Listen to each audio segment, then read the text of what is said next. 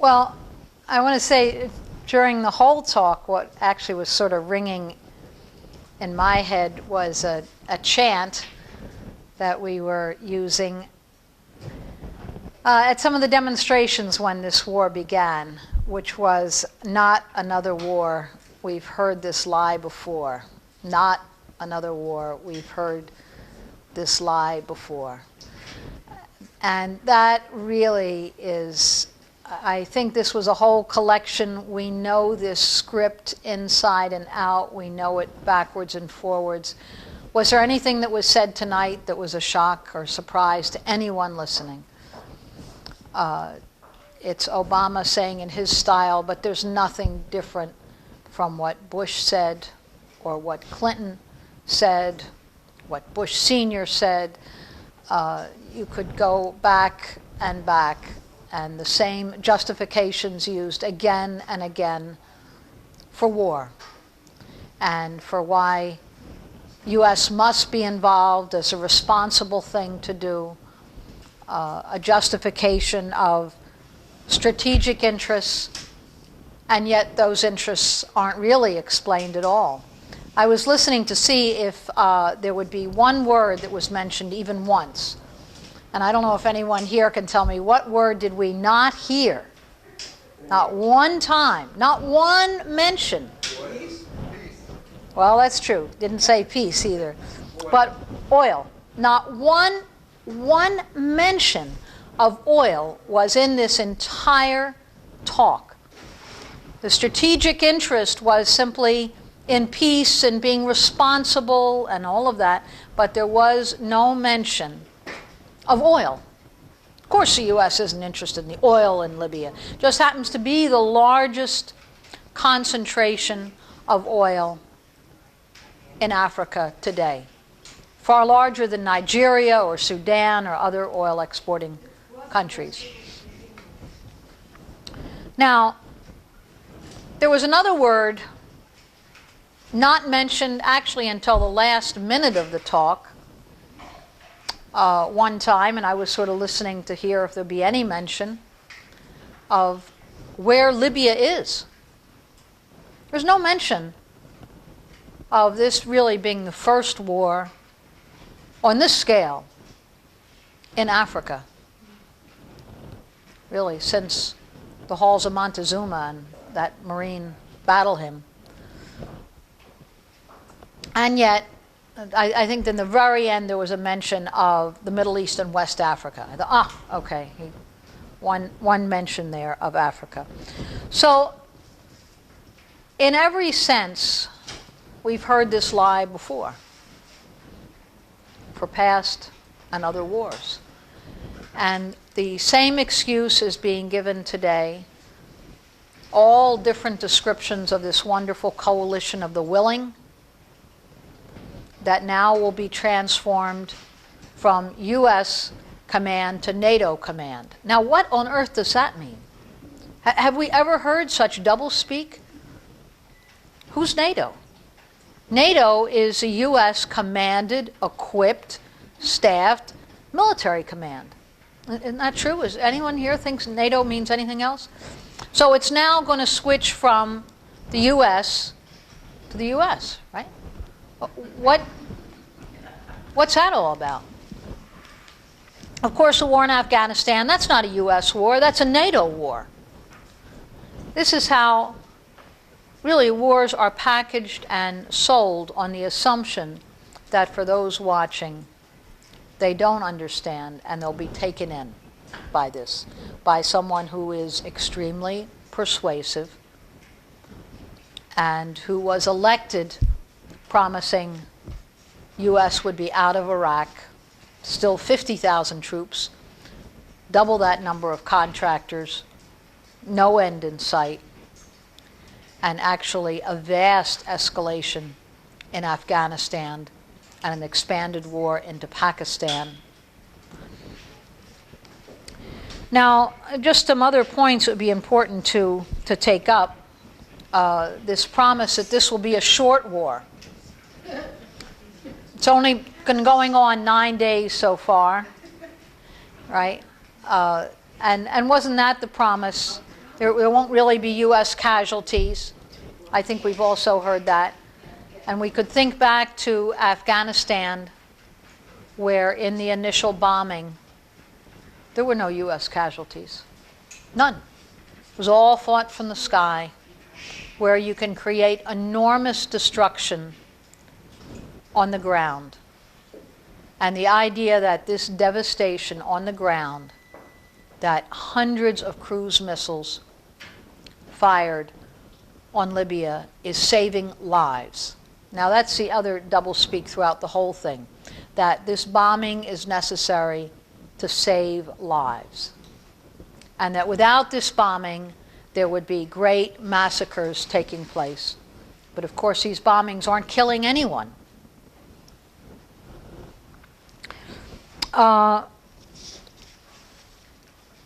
I don't know if anyone watched Clinton and Gates yesterday, two wings of the same bird, now flying totally in harmony.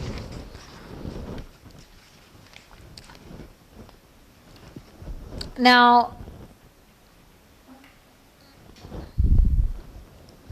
just to go over one other thing in terms of strategic interest raised again and again, and protecting Egypt and Tunisia and these enormous revolutionary upheavals that have gone on.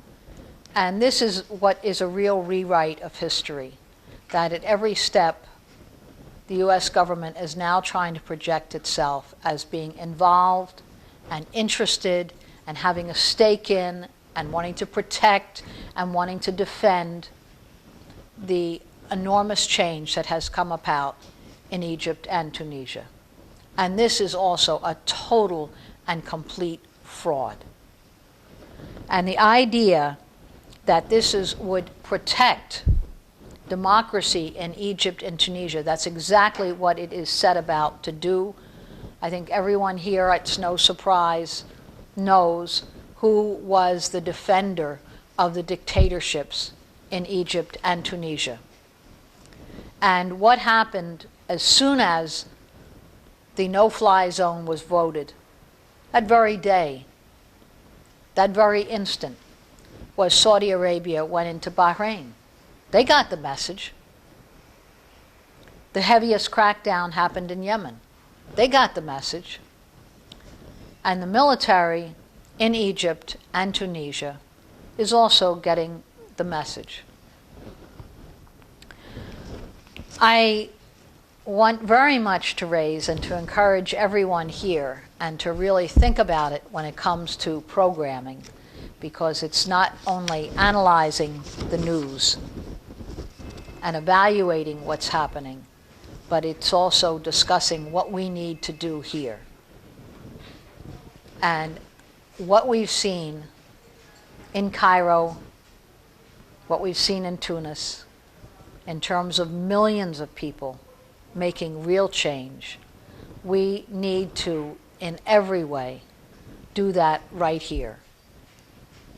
For everyone here, for anyone who's listening, I really want to say that Saturday, April 9th in New York City at Union Square, that is important, to be there, to make this a really powerful anti-war statement, and to link it with the cutbacks right here, because we've just seen a whole new round of cutbacks, and it's what's happening on the state and city level. If you cut and cut and cut money from the state budgets and from money to the cities, they in turn have no funds for anything else. We've seen the students, as they talk about schools being closed and tuition increases.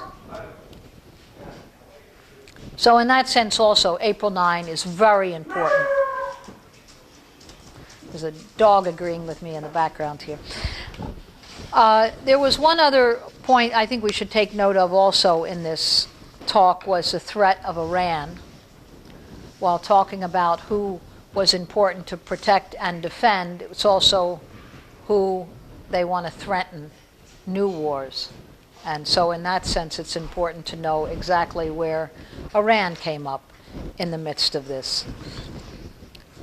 I think most what I want to do is hear other folks' takes on this, but there was nothing, I think, that was said, that I heard, that was anything different from what we have heard before of past lies and justifications. I didn't hear one new angle, one new approach as to what this war is all about, how short it will be, how easy, what a wonderful coalition of the willing there is, how this will save lives, and every single one of those lies. And of course, as I said, no mention made of the billions that will be spent in order to protect the many, many billions and trillions in profit for the oil and military corporations.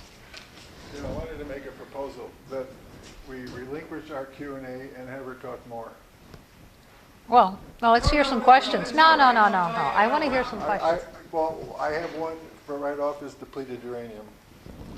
As a blessing unto the people of that country, all these agents to ruin lives, each particle, tons and tons, in which it only takes one tiny particle to ruin a life. And this is now mingled among the sands, among the water, depleted uranium in billions of particles that'll be there for thousands of years, poisoning the land. So that act alone is worse than anything we could imagine Gaddafi doing. But another question, could Gaddafi just say that everything I did in the last 8 years was a mistake, everything back to the people, all the oil, all the companies? That would be a legitimate proposition? Well, I think... Well, let me get it straight. Thank you, Sarah. Okay. You're laying it out Or why didn't you just let me let me ask you something. Do you have another microphone where people have? No, I don't. You don't. Okay, then everybody speak up if you talk. Yeah. Go ahead. Right. Go ahead. I'm sorry. I didn't mean to interrupt. All right.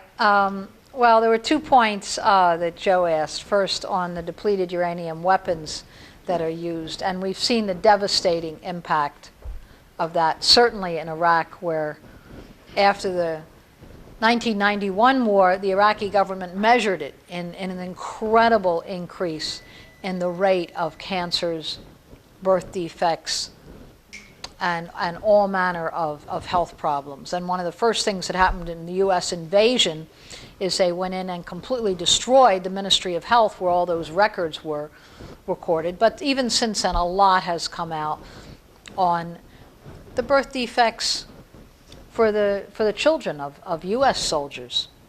For men, it's twice as high. For women, it's 3 times as high.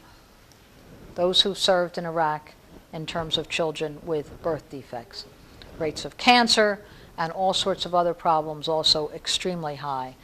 The figures are even more serious in Kosovo, in Serbia, after the NATO bombing there. And it certainly impacts the air, the water, the soil in every sense for generations and many generations into the future. It's an extremely serious problem. Joe, what was your other? Other question was, could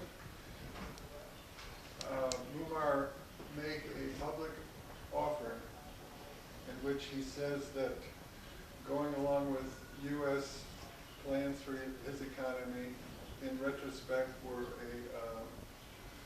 such a betrayal that he feels he is an ignorant fool, but that he sees the solution is not to go the way of the uprising in which the U.S. is going to get the oil, obviously, but to go the way of the people, and the U.S. to say, this country to say everything back to the people. Well, that's important to address, why the U.S. is determined for his downfall, because it is important to always recognize that the U.S. never forgives or forgets anyone who challenges their power. And they will go to the ends of the earth. They're never satisfied in order to humiliate and destroy anyone who challenges them. And it's also even historically true. There's no other explanation of what the U.S. has done to Haiti and continues to do to this day than their continuing anger, 200 years old, of the first slave revolution in history. And that determination of no strategic interest, and yet the interventions again and again and again, billions of dollars spent on it, all kinds of military equipment brought in, and never one sewage plant built. You know, the island, Haiti still has no treated water to this day, no sanitation, no sewage. All these U.S. interventions, they never bothered to build that. So it really shows there's no improvement of life that's happened from any U.S. intervention. Iraq today, much poorer. It's hard to imagine Afghanistan could be worse off than it was under the Taliban. It's hard to imagine that. And yet there's been absolutely no improvement in any area. And if anything, not even a burned out tank from 20 and 30 years ago has been moved. There has been no rebuilding at all that has happened. No schools, no hospitals, no real infrastructure built. Now, could Gaddafi reverse this by fiat? It is important to look back at what happened because Libya made many huge advances when they nationalized the oil. Libya was at one time one of the poorest countries in the world and really one of the most backward and highest rates of illiteracy. What made a huge difference was the overthrow of the monarchy, King Idris. And not just Gaddafi, but a whole young military officer corps that came in, kicked the U.S. and British military forces out, and nationalized the oil, ordered the closing of the Willis Air Force Base, huge base that gave access to all of Africa and the Mediterranean. And that money being used, Libya had one of the fastest improvements in living standards, in health care, in full literacy, and huge investments in Africa, huge. And that is what they want to reverse. Now, in 2003, with Libya knowing they were absolutely next on the hit list, immediately after shock and awe, you sometimes wonder why would the U.S. so broadcast to the world the brutality of what they did to Baghdad? Why would they show those images again and again of missiles just raining, smashing in one after the other after the other? They called it shock and awe. They were just giddy with excitement. They were showing the world what they could do, and they were threatening those who were next in line. And Libya was told they were next in line. And in many ways, at that point, and it was just days after shock and awe, they made big concessions and big agreements with the U.S. to accept full responsibility for Lockerbie, to pay a huge indemnity, $2.7 billion, to bring in the IMF to restructure their economy. And at a cost to end the sanctions on Libya, the IMF came in and did just that. Now, what were the demands of the IMF? One demand they make of every country around the world, and they say, oh, it's because you can't afford subsidizing food and electricity and certain basic needs of people. You have to end these subsidies. But Libya had no foreign debt. As a matter of fact, they had huge reserves.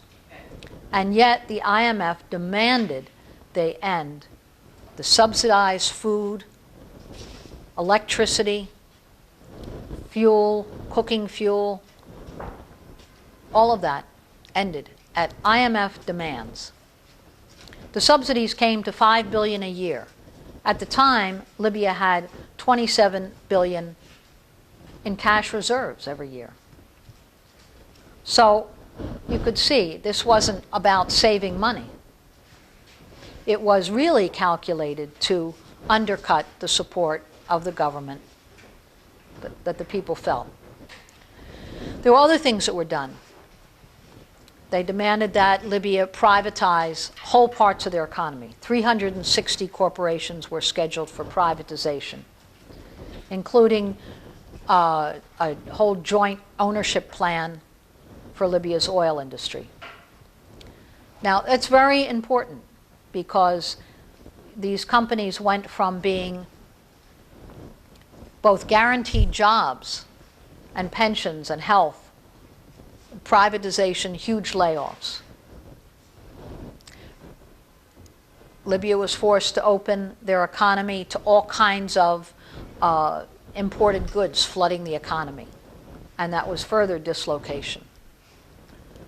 But there were things that Libya didn't do and refused to do, and this is why the US and the British and the French and the Italians felt they still wanted the complete defeat of Gaddafi and the whole government. It's not just Gaddafi, who holds only an honorary position, but it is the government that has invested heavily in Africa, in some of the poorest countries in Africa, and with rather extensive grants, and also kept a lot of Libya's money in Libya. See, there was no problem with Mubarak in Egypt having $70 billion in Swiss, British, US banks. They had no problem with that. As a matter of fact, it didn't come out until 2 days before Mubarak left, right? Suddenly, you'd never heard how much Mubarak had in Western banks. Suddenly they were telling you the amount, $70 billion. I decided to look up how high was the Egyptian national debt, because Egypt had also been forced to end all kinds of basic survival food subsidies in order to pay the debt to the foreign banks. The entire Egyptian national debt, which was pretty high, $37 billion. So the money that Mubarak had held in banks outside of Egypt could have paid off the entire national debt 2 times over. You see, it's very important to look at what it means when a country becomes both indebted and when dictatorships that the U.S. loves are willing to also extract enormous amounts of take-back payoffs by corporations. And the same corporations that are paying it off, you put it in their bank, they're fine with that. It was just a paper transfer as far as they're concerned. So this is also important to know in terms of perspective, I think, in the entire region, and what it will mean especially, not only in Libya, but what it will mean throughout Africa. This is far more money. Libya invested far more money. One country invested far more in Africa than the U.S. does, the greatest superpower. Well, this is part of the reason why our country, I don't know who our partners are, are going after the Arabs because they're going after the Arabs because of the gold. We don't have the gold to back up our dollar. Our dollar is floating. They're on a different monetary system. Isn't that the real reason for all of it? Well, it's a war for resources. Yes, it's a war for, the U.S. really produces very little today, if you think about it in the world. Beyond military weapons, think what it is that is produced here in the U.S. So how do they change the balance again and again? How do they assert their power? And they've done it again and again through military means. Now, let's step back because in terms of gold and look about the oil. U.S. would say, well, we don't get much oil from Libya. I think it's 3%. But in terms of imperialist rivalry, if you control the tap, where the Italians and the French, and really Europe as a whole, gets a significant part of their oil, then you've vastly increased your authority. And there was a struggle that went on in the last week between the French and the U.S. as to command and control of this whole operation. I think a number of us watched this, right? And that's really what it's all about NATO assuming command. The French have been pushed out. They were the first ones to go into this and go into it as fast as they could. It's true, there's nothing backing up the U.S. economy anymore. It's right, it's a total... The Federal Reserve is not owned by the people, not run by the No, government. right. It's a privately owned. Exactly. Well, everything in the U.S. is private, is in private hands of really a couple hundred billionaires, 200 billionaires, most of them, overwhelmingly, the great majority of them, U.S. multi-billionaires, who own more than 2 billion people in the world today. So when you look at this enormous, and the gap between rich and poor is greater today than at any time in human history. Yes, Sarah. Wait, you didn't answer the rest of my question.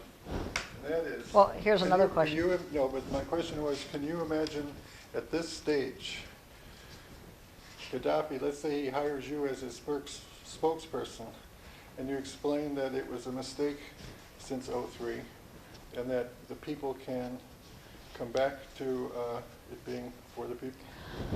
No, I think in the middle of a war, that's a paper statement that Gaddafi could make, but it won't really change the war against him. It's a fear that he would do that is the reason why the major Western powers, the imperialist powers, were so determined to bring him down. The fear that at any time this could be reversed, that this was done at the point of a gun, really, shock and awe, when you think that is concessions made at the point of a gun, and that Libya still might reverse and privatize. But to do that in the midst of the bombing that Libya is now under, that's not possible. I do want to say this also. In Obama's speech, he referred to, again, a no-fly zone. But if you've been following the news at all, you see that the no-fly has now become a no-drive, which really is a no-breathe. It means anything is an open target if it moves. And that's exactly, this is not a no-fly zone, because immediately Libya, as soon as it was passed, said that they would take their aircraft out of the skies. That didn't stop the bombing. Yeah, I think it's even a little more than that. They're bombing Tripoli, and I was in Tripoli in January. And anyone who's been in Tripoli knows that you'll see 4- and 5-story family housing that runs for miles. There will be interspersed within that hotels, restaurants, but largely it is housing of families that are being brought in from the other areas of the state and housed there. So when America talks about dropping bombs on Libya, she's outright talking about a mass genocide, or she's killing men, women, and children in those housing complexes that run. Importantly, though, I think that's the key to what we may be talking about may be much bigger and much larger than oil, especially with Gaddafi. Because Gaddafi's talking about a new economic system. He's talking about partners and not workers.